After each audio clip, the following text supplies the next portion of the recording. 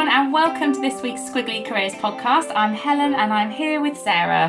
Hello, Sarah. Hi, everybody. Hello. And this week it's just us, because last week's podcast was our Christmas party podcast, which involved 4 inspiring people and us, I don't know what to say, and us as well, and some Prosecco and some mince pies and some Christmas cake and lots of chat about inspiring things that people are doing to make work better and the highs and lows and everything in between. So if you've not listened to that one, I think it was definitely a different one for us to do.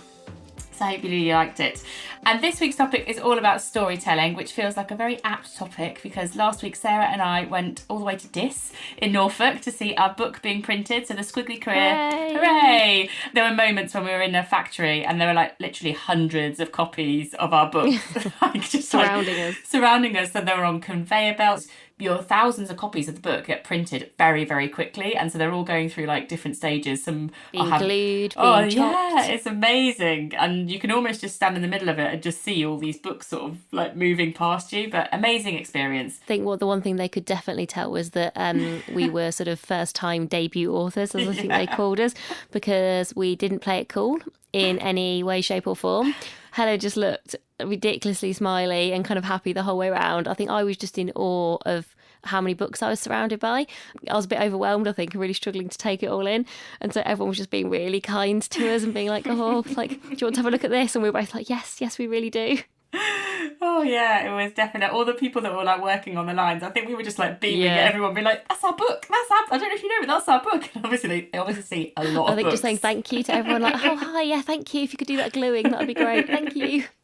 Oh dear, yeah, it was a lot of fun. So yes, it feels apt that we continue the topic of stories with a storytelling episode today, which is really about career storytelling, and it's about the benefit of it, the skill of storytelling, how you can use it, and then towards the end of the podcast we're really going to focus on some top tips for you as well, some ideas for stories that you can tell and some top tips for how you can do it. But before we get into it, with just one little a shout for help, a Christmas shout for help from you all.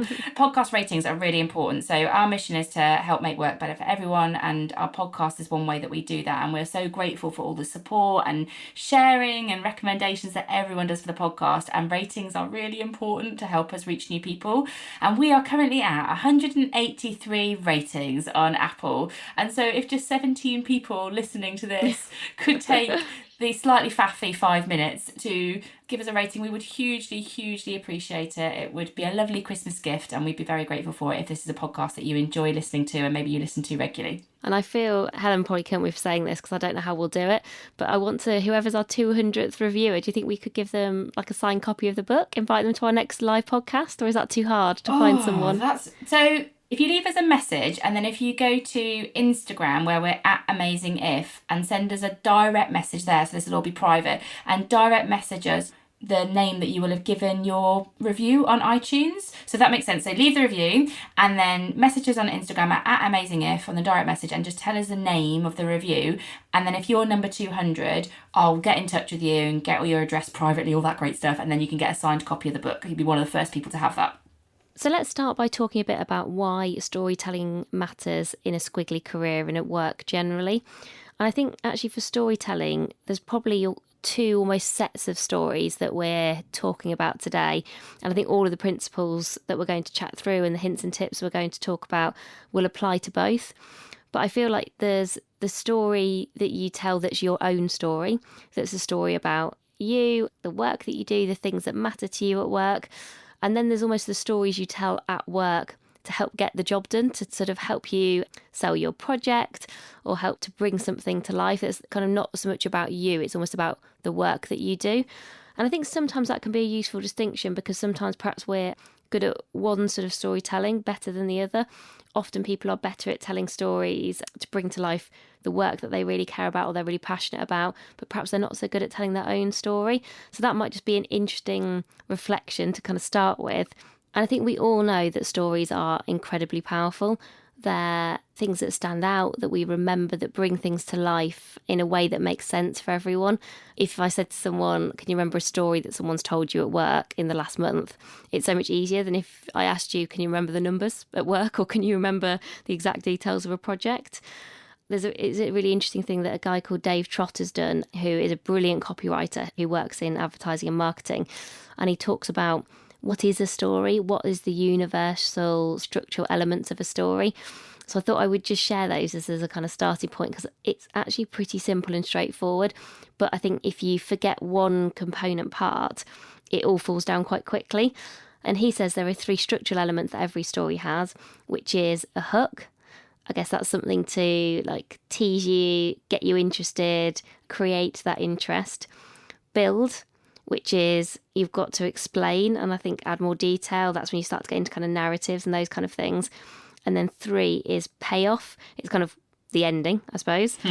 And he talks about the shape that any story must take is a beginning that grabs the listener, the middle that escalates in tension, suspense, stakes or excitement. And he talks about an ending that brings it all home with a bang. Now, I think if you initially listen to this, potentially it sounds daunting. I think so, yeah. And he's right. But I think as we get into talking about the stories that we've told at work and the small stories that you can tell, you start to realise that you do all these things, and we're not trying to do Oscar-winning films, or we're not trying to write a master's thesis, or we're not trying to do a TED Talk every day. But some of those things are worth bearing in mind, and there is a really brilliant article that he's written, and actually all the resources this week, all the ones that we've read, there's some really good stuff out there on storytelling that I think really helps you to just, if you're trying to get better at this, to learn, develop lots of stuff to sort of reflect on. So that's just a little bit about kind of what stories are, kind of why they matter. And in the context of squiggly careers, I think, so you've got people who are moving around in their organisations more, maybe in their professions a lot more. And I think sometimes your identity can feel like it changes quite a lot when you do that. Like, so if I think, oh, well, am I the person who worked in sales, or the person who worked in marketing, or the person who worked in financial services, or the person who worked in oil and gas, like your identity can feel, I think, sometimes like it's changing, squiggling with the career quite a lot.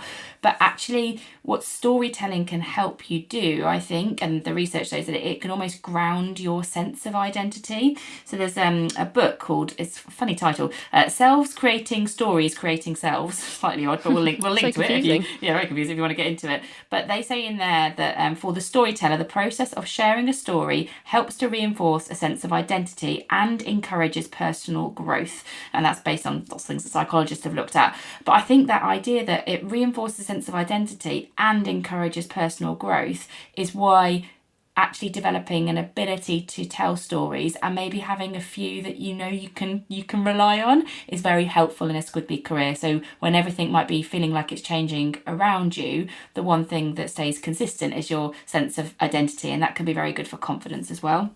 So we thought it would be useful to share a couple of stories that we've told at work, partly to show that they don't have to be massive, like as sort of Dave Trott's description makes it sound quite like a big deal. You'll see in a minute that ours are not that impressive.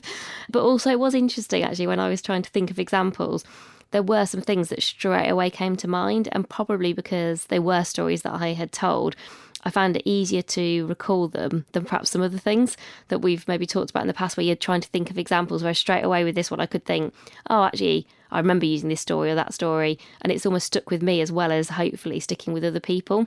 So I got 2 short ones to share. One was probably the first time that the importance of storytelling really struck home to me. I had been off to do a leadership program at Harvard, and I was incredibly excited about doing that program and what I was going to learn.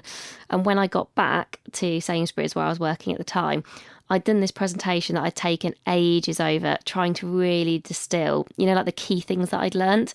I think I've probably still got that presentation somewhere, because it had such a impact on me, and I really believed in some of the things that I was sharing. And though I was nervous and I was sharing it to quite a lot of people, almost in like an auditorium setting, I'd really prepared for it, I'd really thought about it. And almost as a throwaway story comment, and it wasn't actually something I'd particularly prepared, I talked about, before I went to see our chief executive, who'd also been to Harvard to do the sort of chief executive equivalent of what I was going off to do.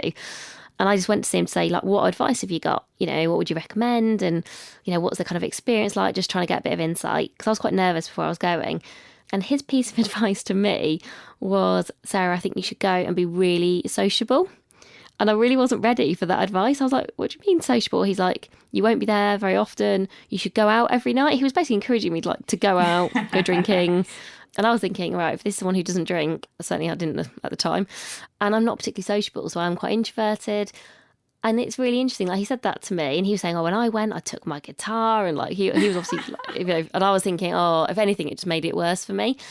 And so it really stuck with me. And on a couple of nights where, like it was sort of optional whether you were going to go out or not. You were working a lot when you were there because they wanted you to make the most of it.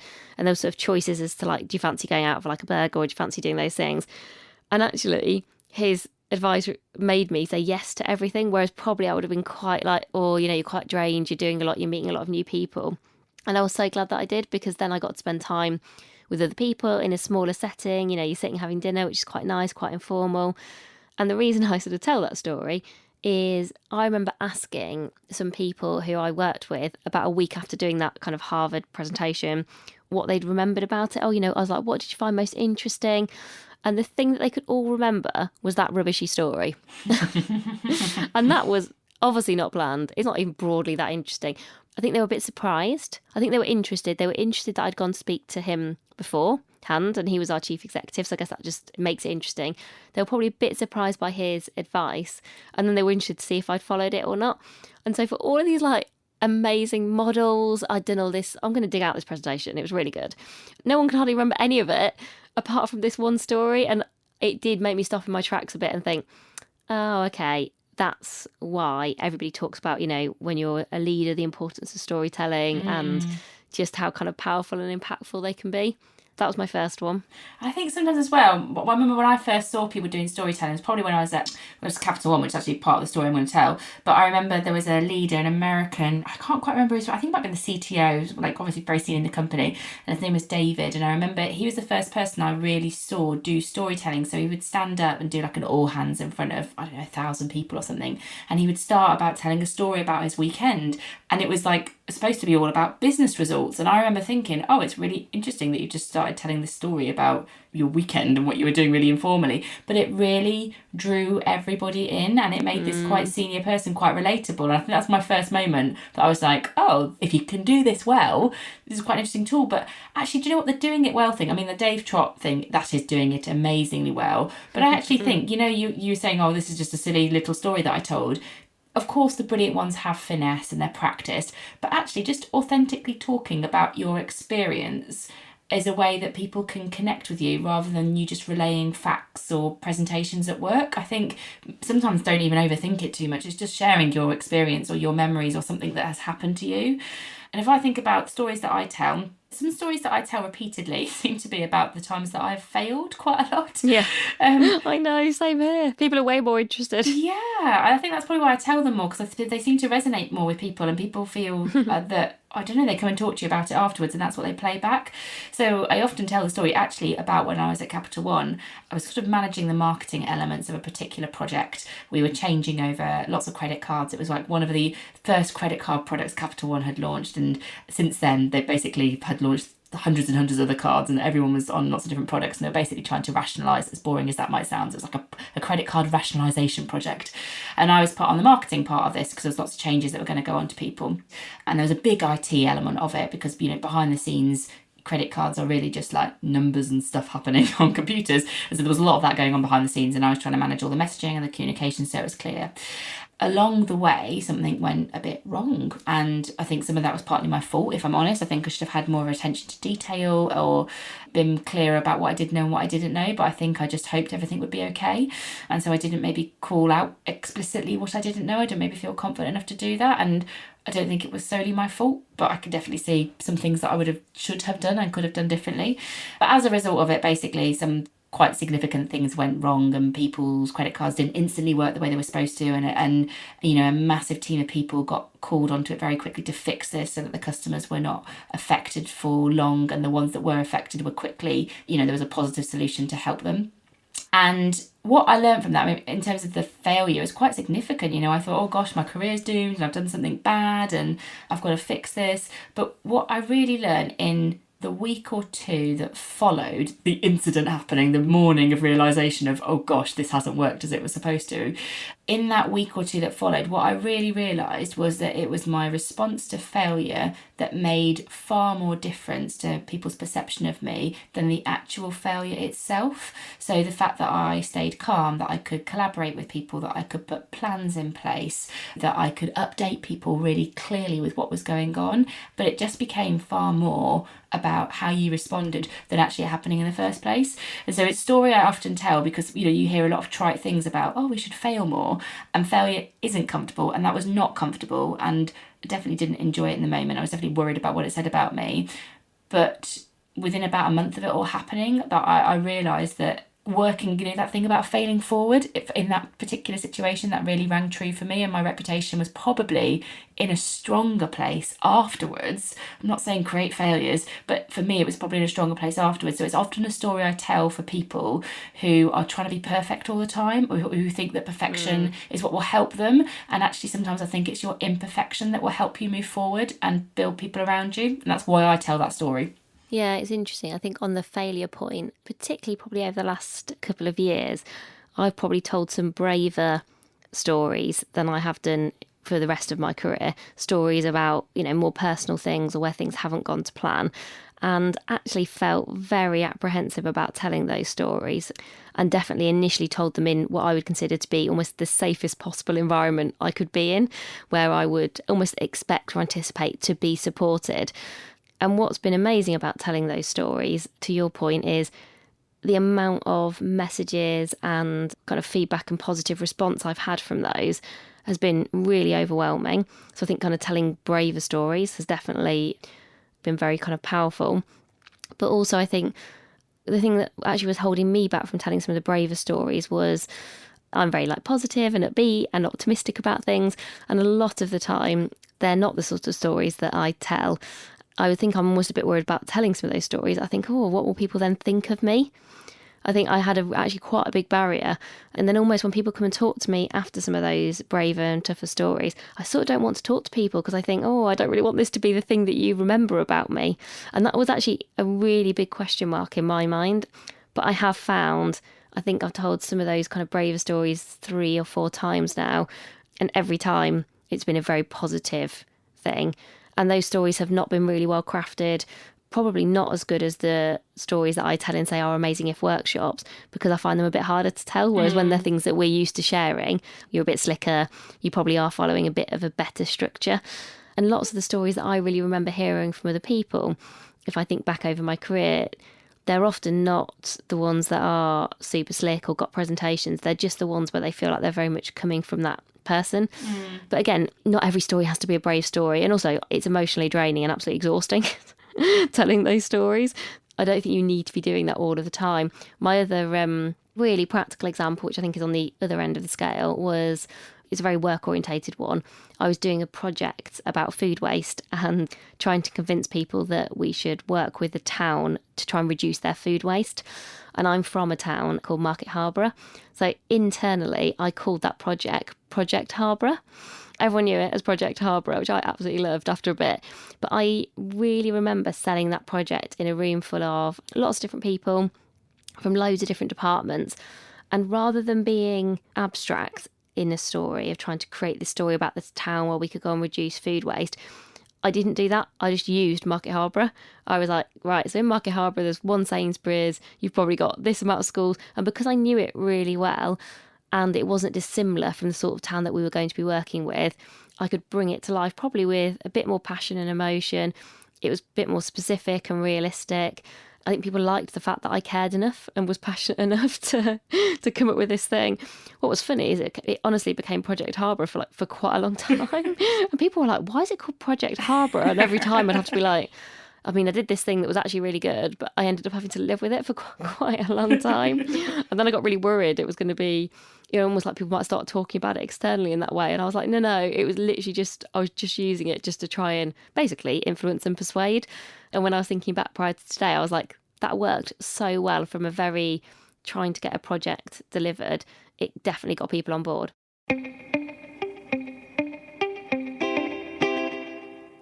I'm going to talk through 3 top tips that I think are quite universal for any stories that you're telling, like really useful things to kind of bear in mind.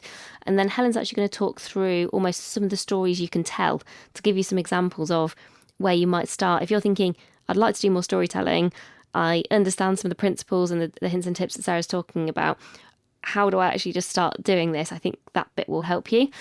So the first thing, I think, before you even get started with storytelling is just sit down and almost go through that process that we've been through of think about the stories that you've told and remember the stories that you've kind of heard from other people and think about why they worked.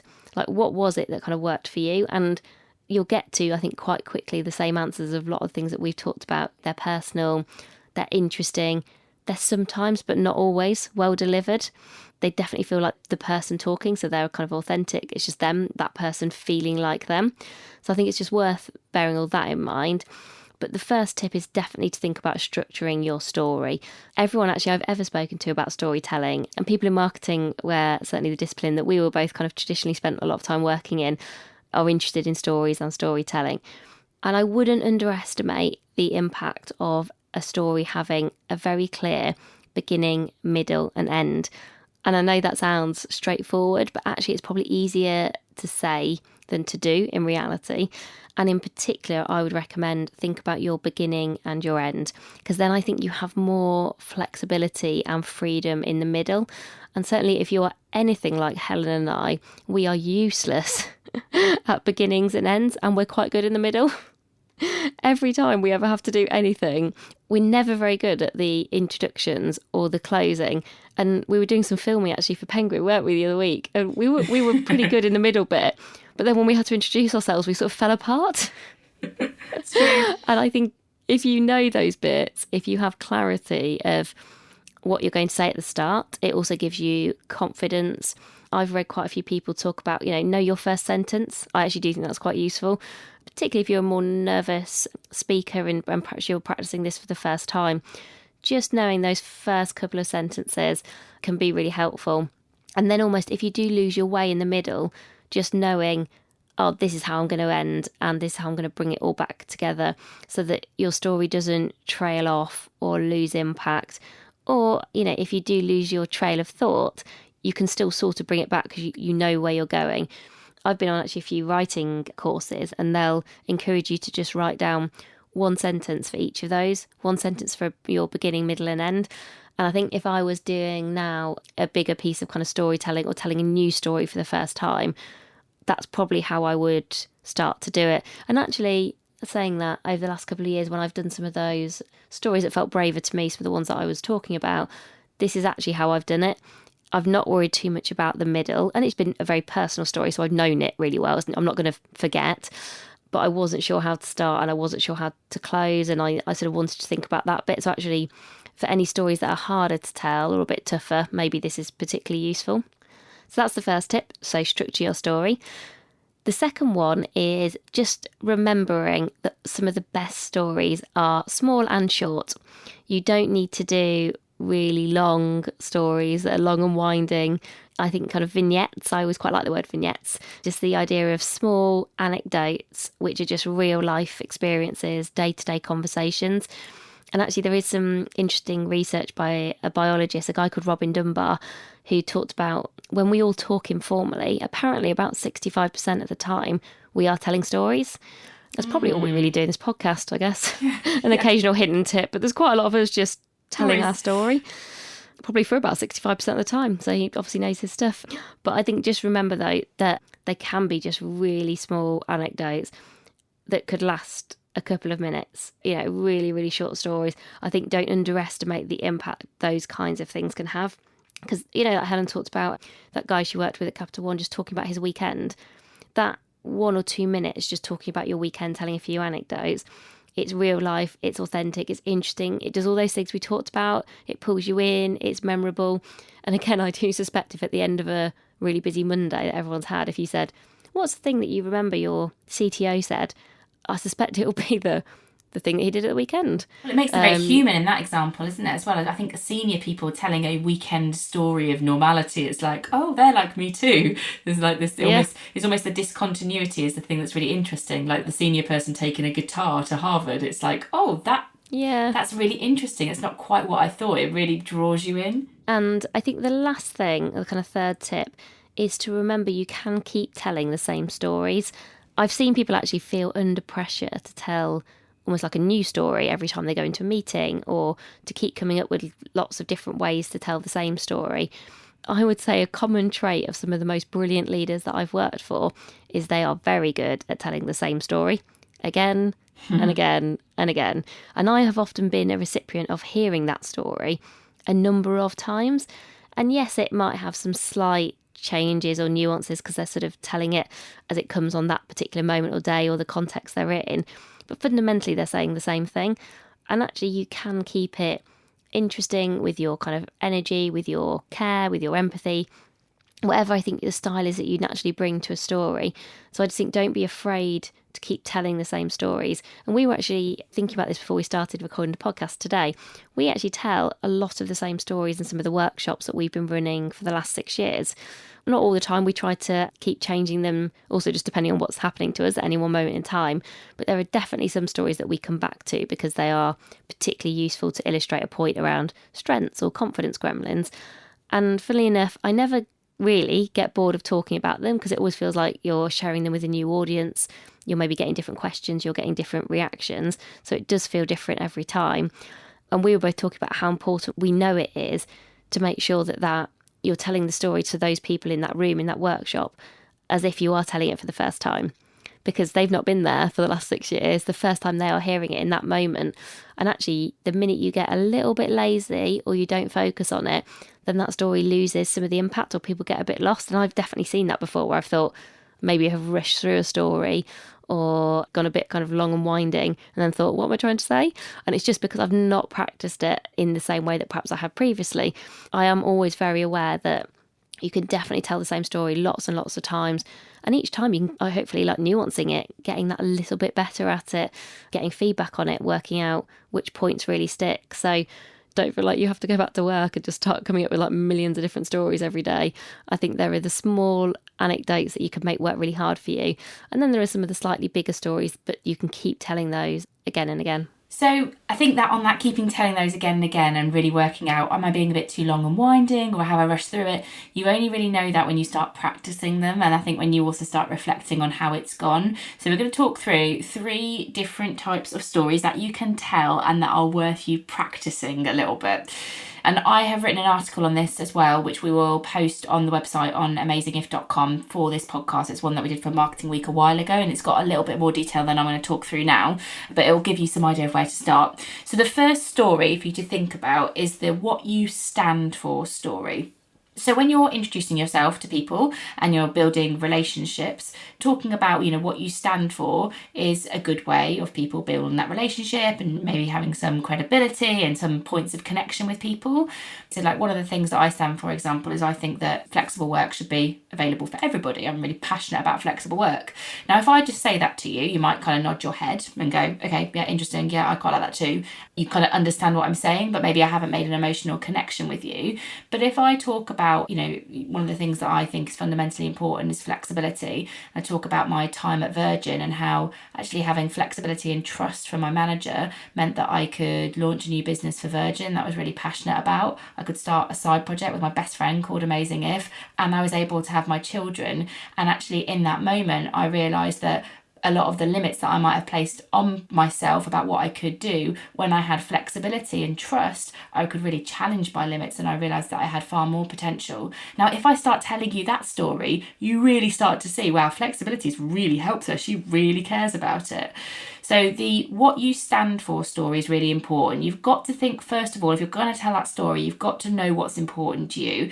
So I would think about, just write yourself a list of what are all the things that are most important to you in and outside of work, and then write down why they are important to you.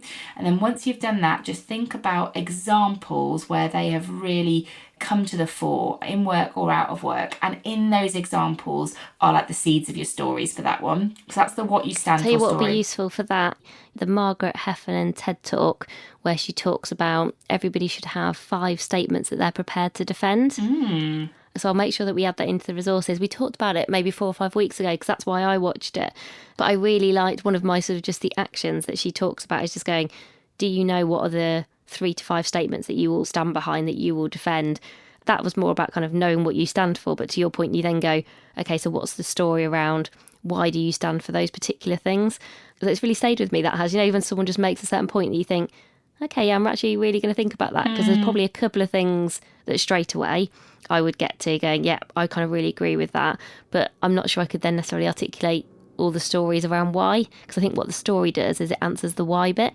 Also, what an amazing team meeting thing that would be if everyone had to like do 3 statements you stand by, and in a team meeting people like either do it in pairs or they talk to each other about what those statements are, not to justify them but just to share them for other people to be like, oh, that's interesting, tell me more. You know, you'd learn so much about the people that you worked with, about what was important to them. Interesting. Initially there I thought you were going to go with I have to stand up and do it, and No, then everyone has to like try and debate it, and I was like, don't make me debate it.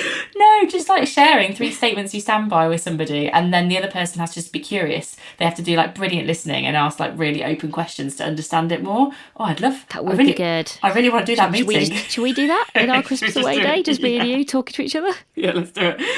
Oh dear. Okay, the next story, everybody. This one is the instilling confidence story. So confidence is one of the 5 skills that we believe you need to develop to succeed in a squiggly career. So it's something that we talk about a lot. And our definition of confidence is having belief in yourself and other people believing in you too. It's in your instilling confidence story that you can really generate some of that belief that other people have in you. Let's say you've got a challenging time at work, and rather than just going, yeah, I can do that, I can cope, it's fine, I'll do it, all that kind of stuff, which sometimes I can fall into the trap of saying quite a lot, I'm fine, I can do it. If you want other people to have belief and confidence in you, rather than just defaulting to, yeah, I can do it, thinking about a short story that you might be able to tell of when you have coped with this kind of situation before. So you might say, yeah, this is actually a project I was really familiar with. In my last organisation, we went through a lot of change, there's a lot of redundancies, and it was a time that I really stepped up, and that was when I delivered project X, Y and Z. You know, you don't have to talk much more, you're just kind of contextualising it.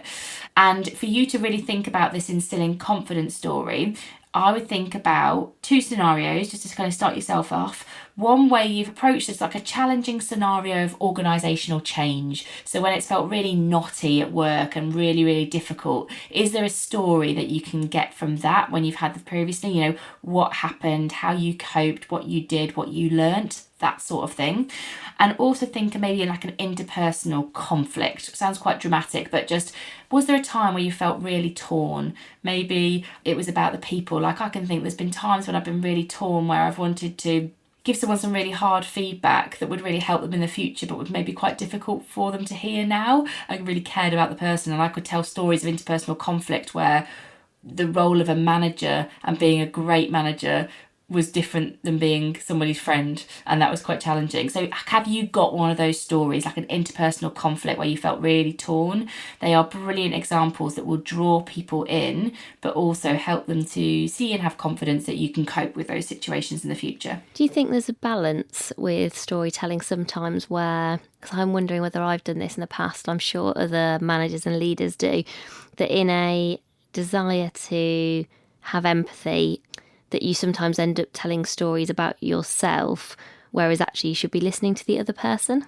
I mean, I think it's a risk at any time, isn't it? Where you're like, oh yeah, don't worry, I've been there too. It's actually something that they talk a lot about in Option B, which is the Sheryl Sandberg, Adam Grant book. They talk about resilience, really, and how you can also help other people. And it says one of the ways that it doesn't help other people to be resilient is like a way of empathising with them by just saying, yeah, I've been there. You're like, I understand that this is what happened to me. So I think it's definitely not a great empathising strategy. I think it's more, if you're going to use a story, use it really consciously. So you're not, I think if you consciously used it to stop somebody else from sharing their story, that's not a good tactic. No. But if you're... Or I think if you maybe unconsciously used a story because you were thinking, oh, this could be a good time to say, I've had tough times too, and tell that story. I think just knowing when is the right time to tell a story, I actually do think is a good judgment skill, because there are times where actually sharing your story actually isn't the right thing to do. And it was just, as I was listening to you talk there, I was thinking, I think that's probably something earlier in my career. I probably tried to do that because I thought I was trying to be helpful. Whereas sometimes I told stories at the right time. Sometimes I think I told them at the wrong times. And I think I got better at realising what those right times looked like, and where sometimes it's not about you. So maybe that's a good thing for people to bear in mind. If you're listening to this and you're thinking, I lead a team, or I'm trying to work out where stories will be most impactful, think about, what are you telling that story for? What's the kind of purpose of trying to tell that? And if in that situation you're just thinking it's more about empathising, often the best thing you could probably do there is just empathise, is not tell a story. Yeah. If it's more about going, actually, let's all talk about things that we stand for, believe in. It's okay to fail. It's okay for things to go wrong. Actually, then I think the most powerful thing as a leader that you can do is tell your story first, because then that role models that that's okay from somebody who often people are looking up to and perhaps think get everything right all the time. It's often those times if you can be the first person to tell the story. So I think it's interesting about kind of the where and when of storytelling as well. Just made me think as you were talking. I think you're right. And I think people might not realise they're doing it because they'll think it's a nice thing to do. But yeah, the other person just wants to talk. On that last bit, because I think it's particularly relevant for leaders, the third story that's a useful one to practice is the future you believe in story. So this is really all about a vision, like something, the future you're trying to create and engage people in, and to really create texture around it. So if Sarah and I are talking about one of the things is, we want to make work better for everyone, that's our mission, and we might almost create an imaginary story and say, so, can you imagine this organisation where everyone is able to define the way that they can do their best work, and there's high levels of trust and transparency, and people can do this, and this is, you can really tell the story of almost like what would a day in the life be like in that company. Then people are imagining it and they're visualizing it, and it's so much more powerful than just saying the statement, because in the story you've created some almost like a sense of reality. You've just created a vision in their mind where they can connect with what you've already seen, really. And the story, the future you believe in story, is what, think Martin Luther King, that kind of statements, repeating statements. And I know it's like, it's a big one, but that creates a sense of a future that people can attach themselves to, and they can imagine it, and it creates a lot of energy behind it. It's a big one. I was desperately trying to think of a more accessible example, but I couldn't. Because I could think of lots of examples where I've seen leaders do this really well, but then obviously no one will know who those are. But you'd gone so big that then I was like, I don't know. I think less big. A lot of tech leaders. I mean, this is because quite some of my background, but I think tech leaders do this really well. So if you look at someone like a Steve Jobs, or even at what a Bill Gates is doing at the moment with healthcare, and what he's trying to do with malaria, like he's telling the future he believes in is one where malaria doesn't exist. He'll really start to create pictures around what that could look like, so that it seems like a reality people can attach themselves to. I mean, they're still pretty big ones, but I can't see inside everyone's workplaces. They're just the ones that I'm sort of aware of, some of my world. Actually, I'll tell you who's really good. Jason Fried, who in Space Camp? Yeah. So there's a book called Rework, and he is the founder of a company called Basecamp, who do sort of like, it's a bit like Dropbox, isn't it? You can sort of share all your documents on there and use it for team working, collaboration working.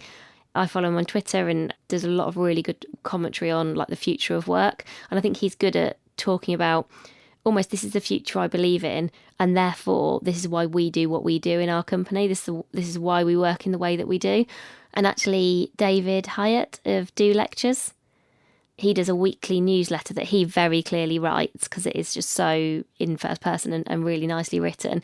And he is also very clear about the future that he believes in terms of, he wrote a really nice article last week about the power of volunteering. So that would definitely be like a statement that he believes in, and he talks about how the future could be if more people volunteered and people kind of looked after each other in that way. So when you start to think about it, you can see people that I like day to day at work who are good at doing this. They're good at the two parts. They're good at, this is the future I believe in, and what does this mean for today? They're good at doing the far out and then bringing it back again, in terms of the ones that certainly I've seen from a more like day-to-day perspective.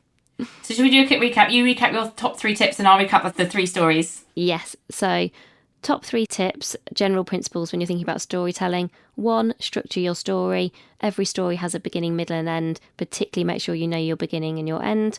2, remember lots of the best stories are small and short. and can be anecdotes and conversations. And 3, you can keep telling the same story, just make it that little bit better every time. And 3 stories to practice telling. The first story is the What I Stand For story. The second story is the Instilling Confidence story. And the third story is the Future I Believe In story. We hope you found that useful. As always, all of the resources will be on amazingif.com. There's some really good articles this week. I really enjoyed reading them, and some good videos to watch. There's a 45-minute video, but it is of Will Self. Do you like Will Self? I do like Will Self. Yes, I do. But I haven't I'm a watched big this. fan. I really struggled when I was meant to be doing lots of other work to not just keep watching that and kind of luxuriate in listening to him talking about storytelling with my friend Martin, who I know, who was interviewing him. So there's some really, really good stuff out there that you can, I think, watch and be inspired by, but also some very practical things. So hopefully we try to combine a little bit of those two for you today. As always, you can find us on Instagram. We're at AmazingIf, or you can get in touch with us by just emailing us. We're just getinTouch@amazingif.com. We do love to hear feedback on the podcast. What do you want more of? Are there any topics that we've not covered yet that you'd like to hear from? We're starting to think now about 2020, like most of us are. We're kind of getting into that Christmas end of year mode. So if there's anything particular that you want us to think about for next year, now's a good time to let us know. Like I say, we read everything ourselves and we talk about it. So we really want this podcast to work brilliantly for everybody who listens. Yes, we do also really enjoy it, and I'm pretty sure we'd do it either way. But now that we definitely do have certainly some people listening, we want to make sure it works brilliantly for you. So please do let us know what you think. And next week, we're going to talk about when things go wrong and what to do about it. Everyone will enjoy it. We've already talked today about how much people enjoy hearing about failures and when things go wrong. So we are going to reflect on all of the things this year that have gone wrong for us, all the small things, all the big things. And there are loads, and it'll be funny. Loads of things that we haven't talked about. Some will be personal, some will be professional. And we'll just chat about why they go wrong in the first place, what happens when they do go wrong, how to be resilient, how to recover, and just what we've both learnt from it. Because I think for us, this year has been a massive year of transition in terms of Amazing If and some of the things that we've been working on. And we are learning loads, growing quickly. At times, probably look like we are swans in control and it's all going brilliantly. Believe me, behind the scenes, there are also times where we are flapping and paddling exceptionally quickly and madly in all directions. So we thought it'd be fun and interesting to hear a bit about that and side of maybe things just a as bit well. cathartic before the end of the year. I might have a G&T, Sarah, heads up when we record it. I think, do you know what? I think it's a G&T episode, isn't it? Do you think? Yeah. It's a I've got some new tonic, really nice new tonic as well, so I can have some of that. So yeah, I think that one, we're going to have to make sure that that's under an hour because I think it could just literally go on and on. Career therapy. So yeah, we'll try and keep it to 45 minutes so we don't get disappear too much into our own world, and try and also make it useful for you in terms of some practical hints and tips as well. And we'll do a bit of reading as we always do around the subject. But for now, that's all for this week, and thank you so much for listening, and we'll chat to you again soon. Bye for now. Bye everyone.